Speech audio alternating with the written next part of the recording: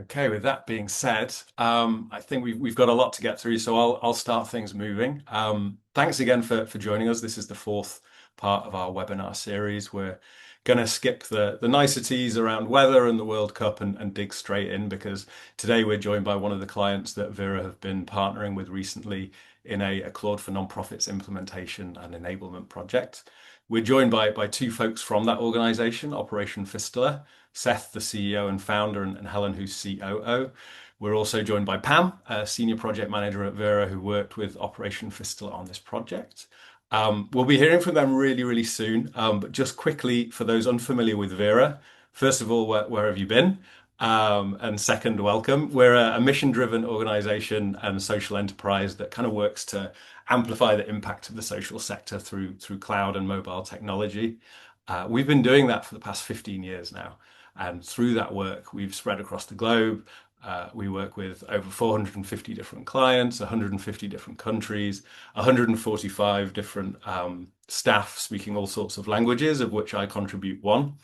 We're well known through the social sector for all the work that we've done in the Salesforce ecosystem, particularly. But more and more, we're branching beyond that into helping organizations like Operation Fistula with their AI strategy and enablement, elsewhere with data infrastructure, business intelligence, and kind of a wide range of other areas. We really exist as an organization to save the social sector time, money, and headaches, which is hopefully the perfect segue to our recent work with Operation Fistula. Seth, let's start with you. Maybe you can just give us kind of a brief snapshot of Operation Fistula, what you do, and how data and technology are so central to it. Yeah, that's great. Thanks so much, Joe. And we're really happy to be here and talk about our experience and what we're hoping to build in the future. So, Operation Fistula is essentially providing financial support to surgeons who are treating a birth injury that a lot of people don't know about called obstetric fistula. It happens when women need a C-section and don't get one, and they get a tear in their bladder or their rectum that makes their life really terrible. And there's really bad social implications, but it's very treatable. And but because we're talking about, the poorest women on the planet and parts of their body that people don't talk about often, they just don't get any support. So we're trying to move money directly to surgeons, and we're using data to do that.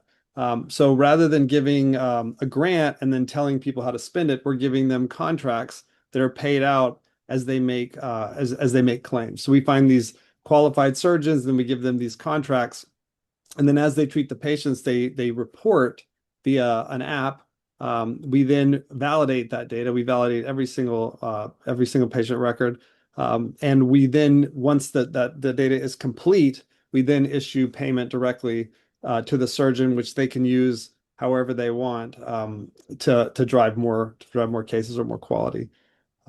So yeah, we're a really data-driven organization. We've then used a lot of that data that they provide to reflect back to them the trends in their work, so they can understand what are different ways that they can improve quality. And rather than us tell them, we show them based on a reflection of the data that they've provided. And it's remarkable how capable these people are. They do figure it out pretty fast, and then they work with each other to improve their quality. So for us, the interpretation of this quality data is a really essential lever to change. Amazing. Yeah. So we've got lots of data, lots of sensitivity around that patient data and kind of desire to communicate it effectively and show impact. So it sounds kind of ripe for AI usage, right? But maybe you could tell us a little bit about before the partnership with Vera, where Operation Fistula were at, what concerns you had around using it, what your own thoughts as kind of a leader in the social sector were on kind of implementation and use of AI.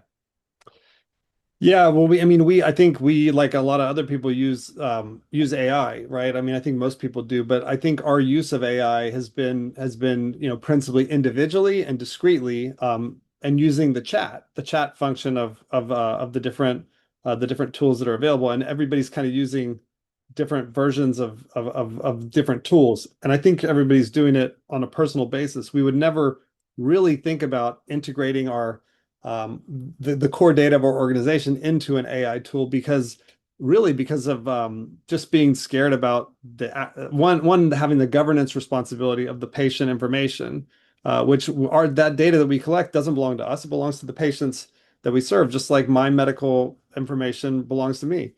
Um, so we wouldn't have considered it really, but what we started to do is because I know Vera and I knew that Vera had this relationship with Anthropic, and when you're in the news and you're looking at what these different AI companies are doing, Anthropic kind of stands apart from all the others with regards to prioritizing safety and understanding the potential ills of the technology and literally putting resources into studying it. Not only doing that, but making that research public. This is stuff that could be, really embarrassing potentially for AI companies, or could be even show-stopping in some cases. But they're really showing a relative like a high degree of like I don't know, maybe not morality, but just caution and understanding the potential downfalls of a very transformative technology. So I knew that Vera had this relationship, and I thought, well, and Vera is a company that we've known for a long time, and we've watched just do great things for a lot of peer organizations. And so we thought what could be a really good opportunity for us to learn more about this.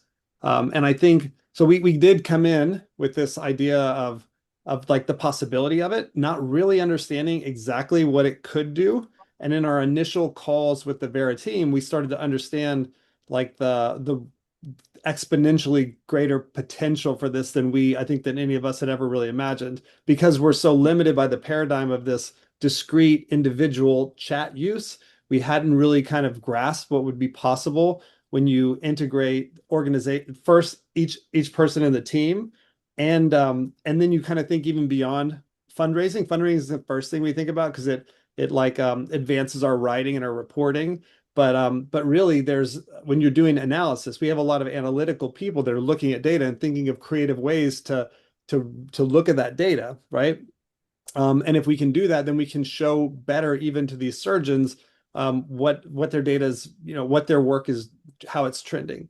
So when we first started to speak with the Vera team, we started to understand, wow, actually, if this AI, if we got to a place where the AI was fully integrated into our data and we fully trusted it, like it could provide an insight level that even we can't do. It could provide an access point for those surgeons to ask their own questions rather than have to interpret their data through our eyes, right? Because how could we possibly know better than they? So Yeah. it's just it opens a whole nother realm. Nice. Well, let's look at maybe how Pam and the Vera team opened up that other realm. Pam, maybe you could kind of introduce your role on the project and tell us a bit about how Vera approached the project with Operation Fistula. Sure. Thanks, Joe.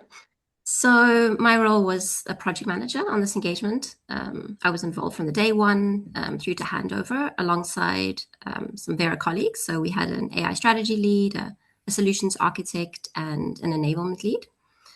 So the way I describe Vera's approach, pretty much we treated it like any other delivery project, which sounds simple, but it's actually quite crucial to this whole process.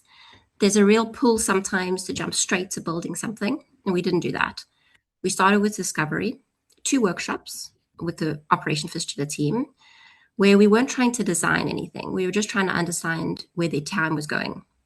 The question we kept coming back to was, what's costing you the most time today? And what would you do with that time back? It's a simple question, but it does a lot of work.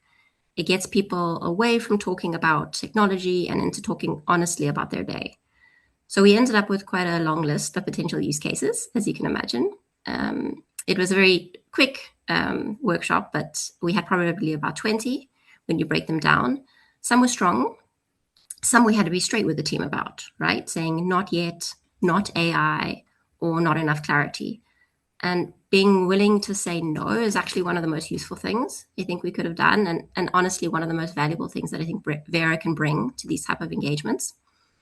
From there, we moved into design. So their user stories, acceptance criteria, the same type of rigor we'd bring to any other project.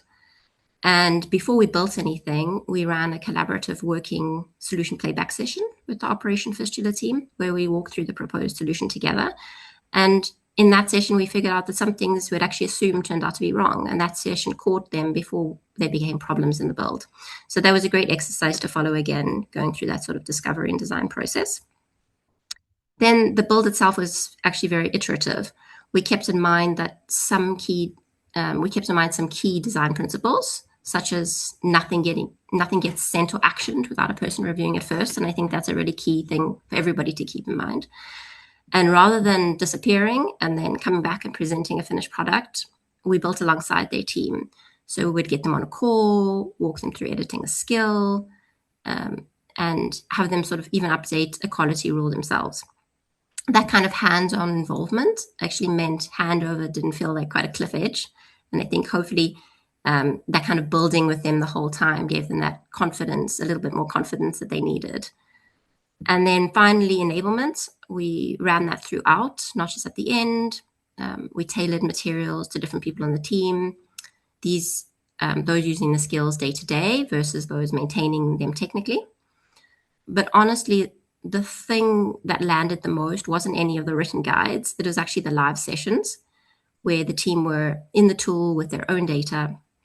That's when things really clicked. And it was quite an exciting moment for us, but obviously crucially for Seth and Helen and their team. There was this real sort of ta-da moment on sort of the value that Claude and the skills that we built could do for them, which was really exciting. And then by the time we wrapped up, we had sort of 2 to 3 working skills, a full documentation pack, and a roadmap of future cases that they could build on their own. So that sort of gives you an idea of the whole process. Yeah, thanks, Pam. And I was in a few of those kind of enablement sessions, and it was great seeing those aha moments. And a few of them were coming from you, Helen. So maybe you could kind of speak to your experience partnering with Vera, and then also share a couple of the use cases that you did move forward with, and the impact that you'll be looking to kind of have through them. Yeah, absolutely. Thank you, Joe, and thank you, Pam. First of all, it's been an amazing experience. I think it's fair to say that we've been completely blown away by the Vera team and the skill that you've brought to the table. With that, when we were thinking about our use cases, we were really conscious that we had experts at our disposal. So we wanted to really push the capacity of the Claude integration to see, how audacious can our vision be? Like, what could we achieve with this tool? So as Pam said, we came up with a lot of ideas.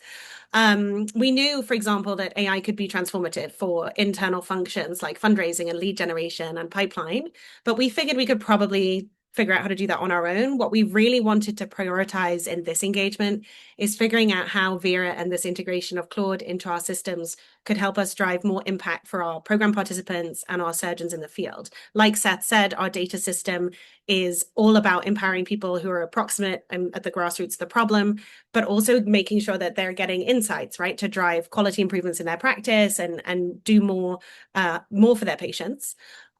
We were always, the biggest concern, I think, from the first 5 minutes of our first call was about, data privacy and data protection. And so we ended up having to get an enterprise plan for HIPAA compliance, which was honestly fantastic for us because it gave us the confidence to know that we were going to be doing right by our data and right by our patients' data. As Seth has said, our data is the thing that drives every aspect of our program. It's how we send money into the field. And it's a very clean, high quality, closely managed data set.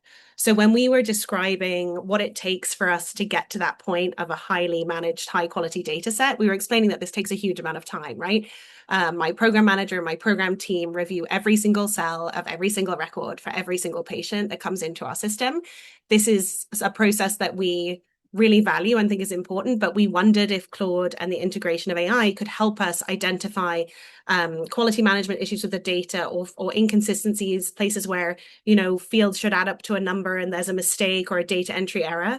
So we presented that as one of our use case, and that has become a skill within Claude that is helping us review all of the data that's coming into our system and flag any inconsistencies or areas where my team then can review and follow up.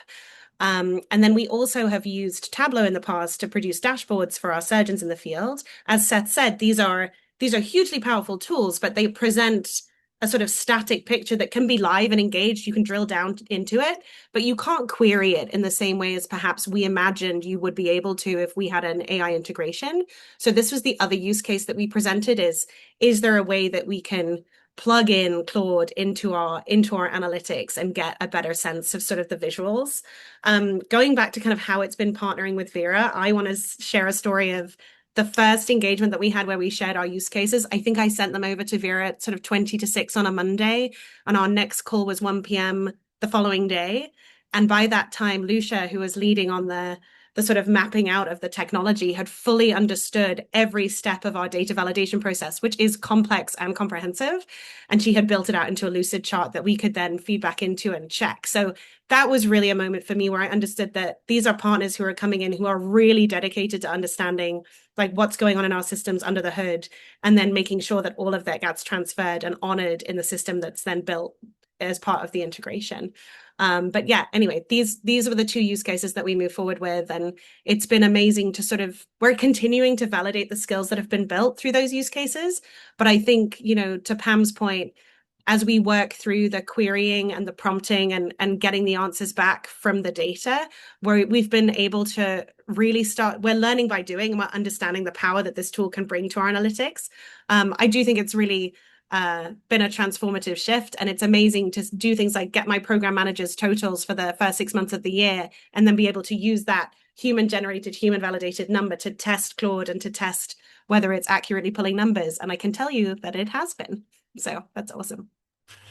Fantastic. Thanks very much, Helen. And kind of keeping it with you and kind of what you learned from the project. I wonder if you could, you know, we'll have people tuning in now at different points in their own kind of AI enablement journeys. Could you share advice with other organizations endeavoring to do a similar project? What lessons did you learn? Is there anything you would have done differently, or anything that was particularly useful that you did do on this project with us?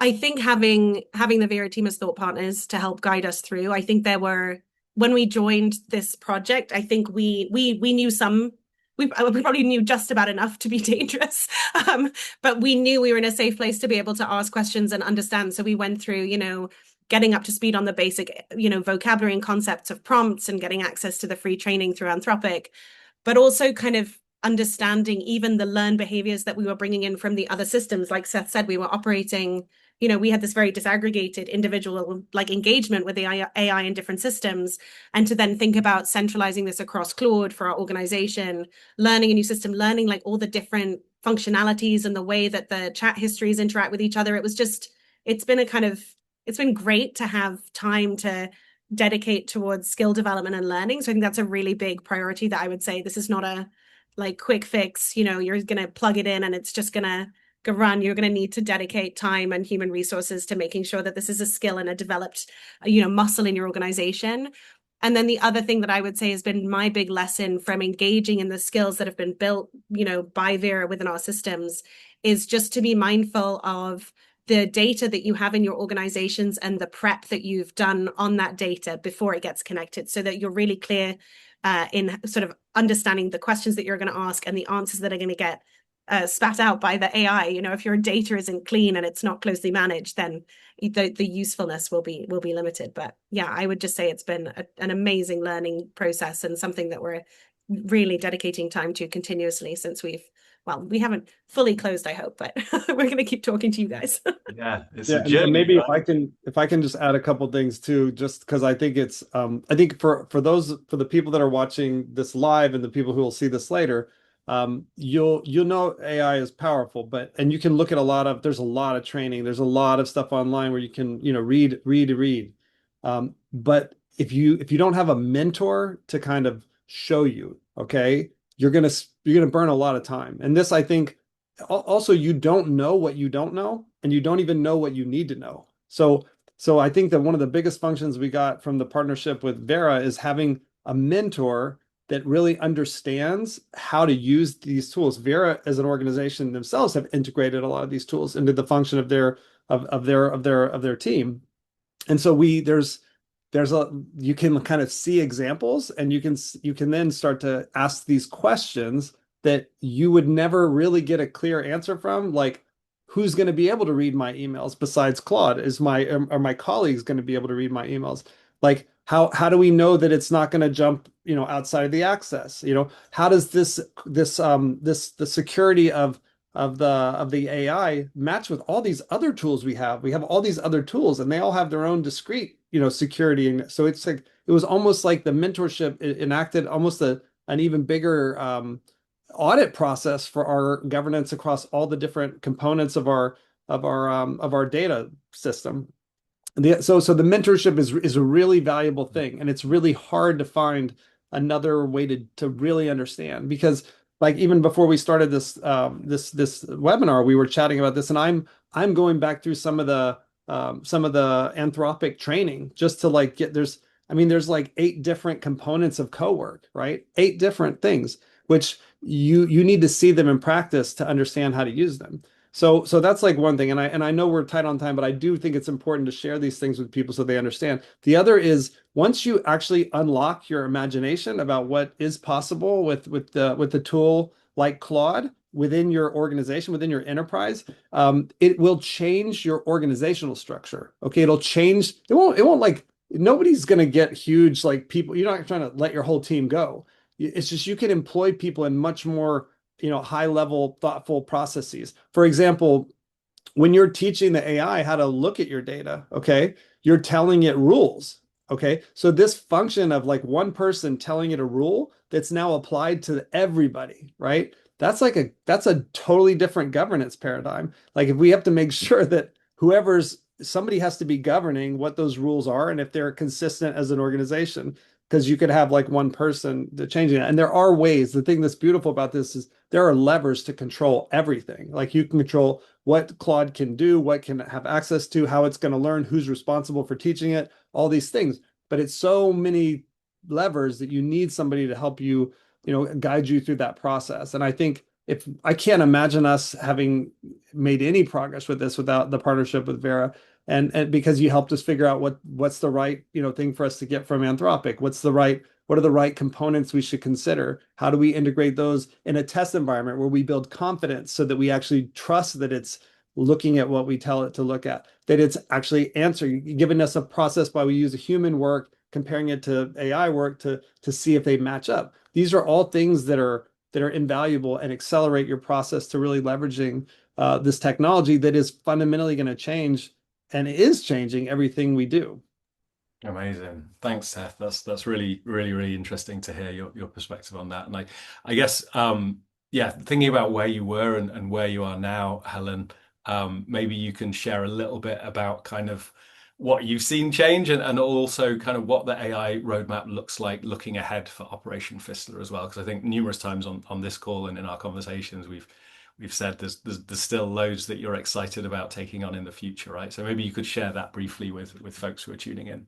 Yeah, absolutely. I mean, I think I've sort of said a little bit of already, which is, the end of this formal engagement, we were all clamoring for more training, diving deeper, trying to get more out of, develop ourselves so that we could ask the right questions and understand just the power of this tool for our program and for our organization. I mean, I can give one very quick example, which is that I recently was sort of using human-generated analytics and reporting to test the Claude integration. And I wanted to see if the Claude analytics skill that was developed could produce a data visualization that looked like an equivalent to the ones that we had manually built in Tableau. I wanted to see like how it was processing the geographical data from our registration forms and other detail. And eventually, after querying and going through the process, I ended up with this map that showed, in clusters, like where all our patient records were coming from. And it was color-coded by where the patients had originated. And Claude by itself, without being prompted, was able to identify and color code clusters of patients who had actually sought out care across a border. So it had color coded that their originating geography was in a country where their care had happened in a different place. So I didn't query the tool to give me that insight, but it was able to show me something that would have taken a human analyst.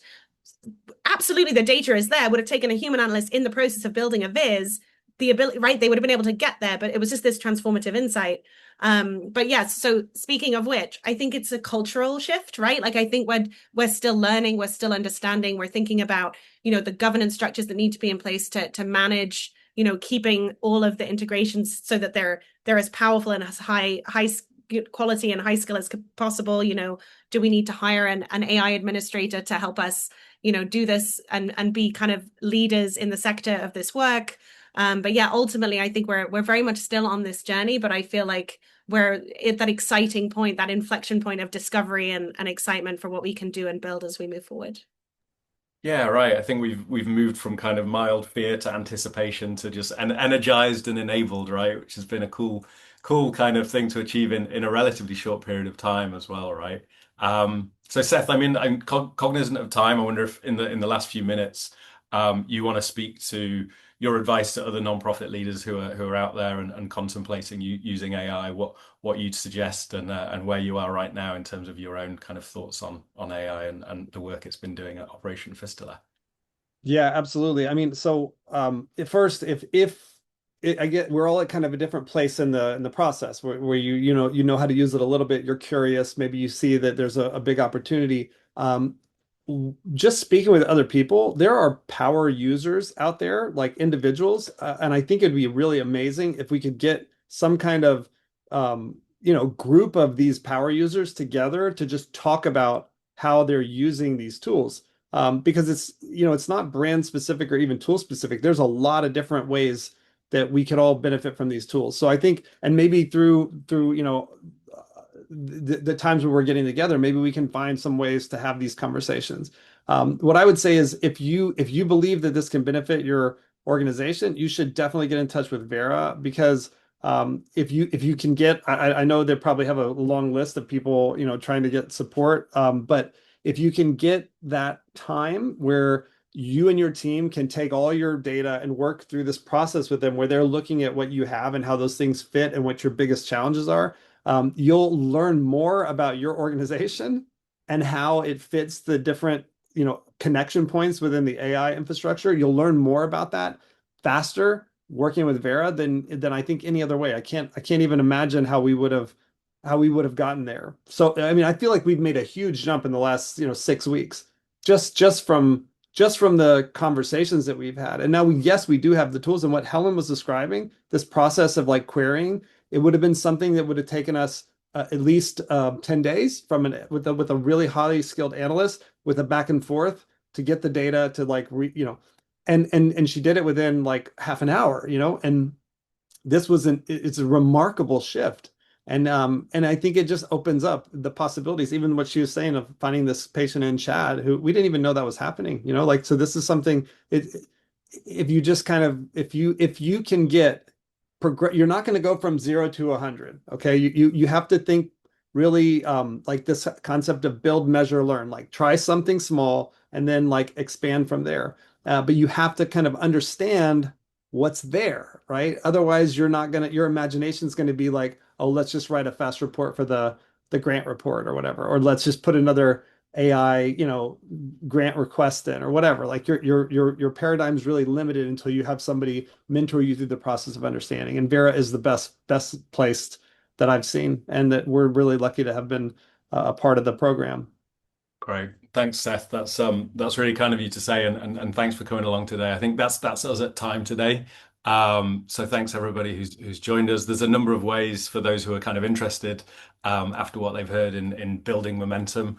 Following this call, we've got an AI readiness assessment that we can share with you to help you understand where you're at and work through it with you to understand what might be a good next step. You can, of course, also talk to us about kicking off your own Claude for Nonprofits pilot, setting up an initial conversation there as well.